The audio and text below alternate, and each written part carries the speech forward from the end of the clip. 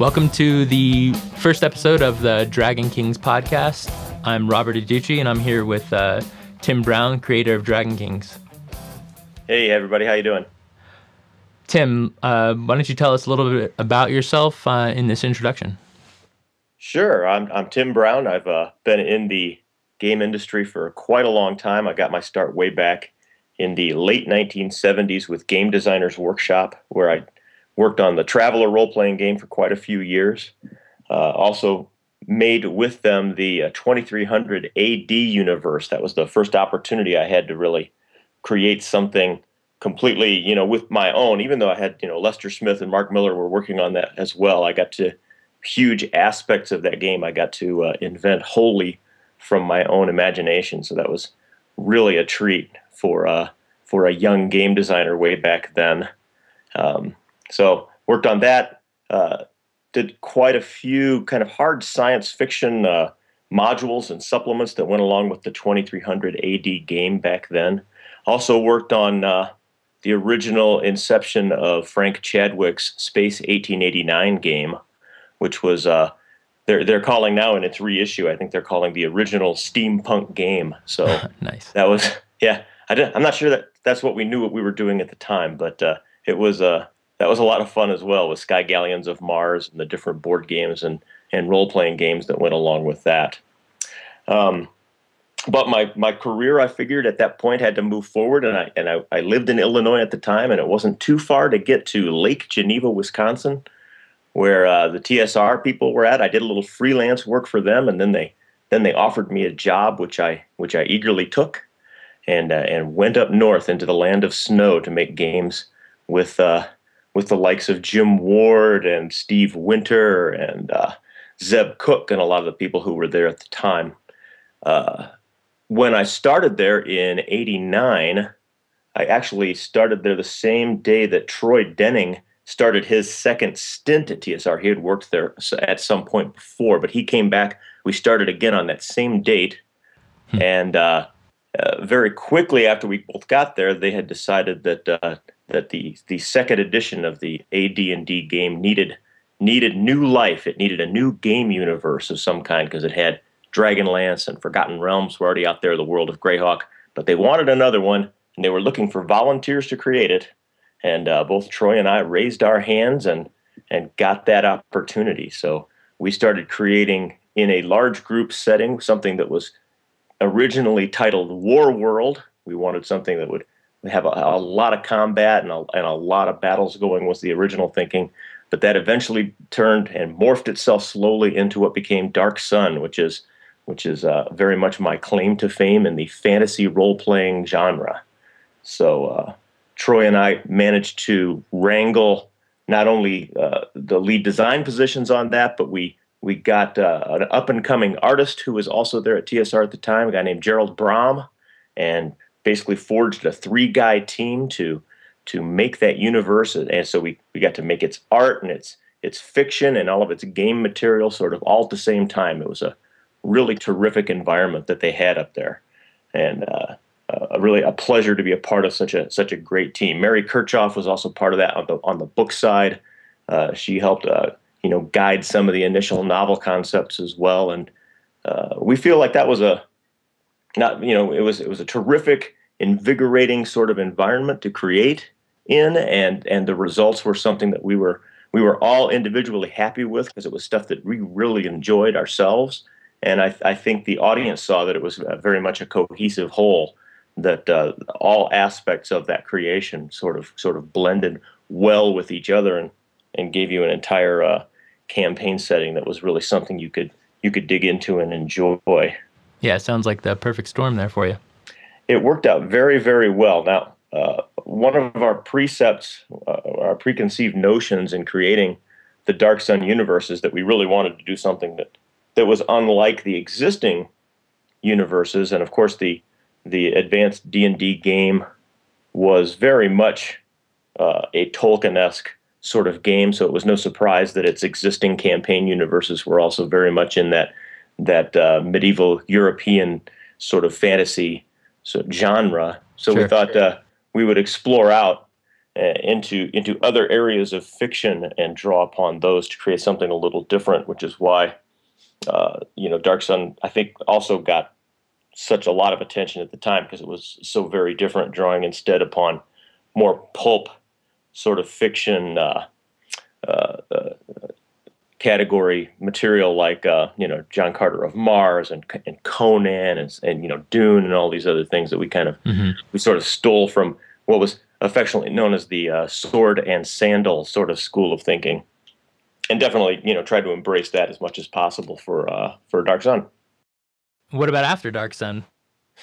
After Dark Sun, both Troy and I were initially involved in most of the launch materials for Dark Sun, and then for a couple of years afterwards, we worked very closely with people creating follow-on novels and follow-on supplements and whatnot to sort of guide the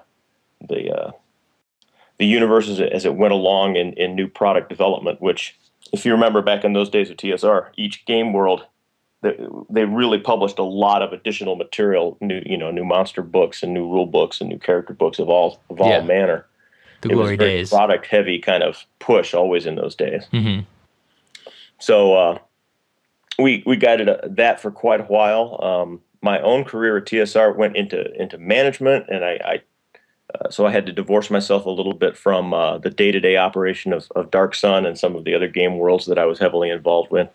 And eventually I stopped working at TSR in the mid-'90s when the entire industry was sort of turning on its head, and card gaming had come along, and role-playing games seemed to be going on their way out. Sure. There were massive shakeups at TSR. I got out of there before some of the worst of it, and then everything got bought up by Wizards of the Coast, and the entire thing went out there. But for my own part, I kept doing different freelance stuff in different game companies off and on. We also did, with some of my expatriate TSR friends, we created Fast Forward Entertainment in the 90s and put out quite a few different modules and game books for the open license 3.5 edition of the game. Interesting. And I've always kept my hand in it in various role-playing supplements here and there, and my career's finally taken me to the point where I think I want to create something new, and I thought, what better than to reach back into some of the genre-specific and interesting aspects of what I really liked about the Dark Sun setting, and create something that might be what I'm calling its spiritual successor, something that's thematically similar, but really all new stuff, and we can kind of go in directions that I never got a chance to back then. In addition to your work as a game designer, part of this Dragon Kings project also involves music. What's your music background? Sure. I've led since my early days. I've led a strange double life where I've always been a musician as well as a gaming professional.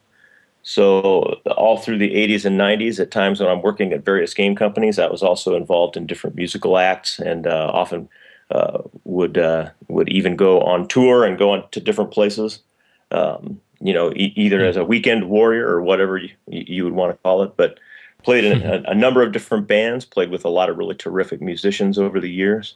In the 90s, I hooked up with Kurt Hansen, who was the singer for the band Head East, and those guys, I got on tour with them and did maybe 100 shows over a course of about 4 years with them.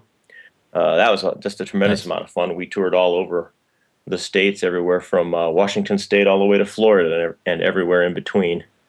Got to play motorcycle rallies and state fairs and all that good kind of stuff, which is, that's its own very interesting and exciting and fun life. So, bringing all of that in together with some kind of a gaming project was never something I had ever thought there was a way to really do it. And a lot of that is because simply the means to effectively record music was always so expensive and prohibitive. Now that we're in the digital recording age, it's much like self-publishing. It kind of lags behind that, but there are means now to record and invent music that just didn't exist 10 years ago. And now they're available, and we're taking full advantage of them. So I'm able to wrangle some of the musicians I've worked with over the years, and we've put together a great team, and it's headed up by myself and by Mike Stone, who was a former guitar player with the band Queensryche. He and I have been friends for several years, never had a chance to do anything musically together. I approached him about working on the Dragon Kings project, and he was very enthusiastic. He just thought the idea was really great. Personally, I have tremendous enthusiasm for the project, but trying to get Mike Stone off the phone when it's time to talk about Dragon Kings is a challenge. The guy he's just a real go-getter, and he's writing material, and he wants to get involved in all the lyrics and get the feel of all these songs just right. Tell us a little bit about what actually Dragon Kings is. Sure. Dragon Kings is, from the physical, we'll take it from the physical down. Obviously, we're trying to create what is primarily a new role-playing game universe. It's going to be a fantasy setting, and I'm committed to creating a setting that is created in the fiction and its game material, and also in the art and even in music all at the same time. So we're creating all of these things. I've put together a nice team of people, of experienced artists like Bram and Tom Baxa and Thomas Denmark, with the musicians that I've just mentioned and other writers. We're trying to create all of these different aspects sort of simultaneously, largely because of what I felt was the tremendous success we had in really bringing together the game material and the art in the Dark Sun project. In those days, the traditional means of creating art for a game world was the writers would create some game world element, like invent a monster, and then go to an artist and say, now you draw it. It's got 3 heads and it spits acid. You draw this thing that we've created. And that was the traditional, workflow. And with Bram and Dark Sun, Troy and I decided early on that we want to kind of pull from the other direction at the same time. So we asked Bram to go ahead and draw things, and with the promise that then we will go run off and write how that all fits into the game. And that's where a lot of terrific stuff came out of Bram's thinking, like all these exotic weapons that he would draw. It's like, well, why is that thing so weird? Well, it's okay, maybe they just don't have the metal for swords and things like that. These ideas just all really just blended together so nicely. Definitely make that same sort of synergy happen now, doing it the same way and layering on the creation of music at the same time. Thanks for listening to the Dragon Kings podcast. Follow us on Twitter at The Dragon Kings. You can find us on our website at www.dragonkingsproject.com.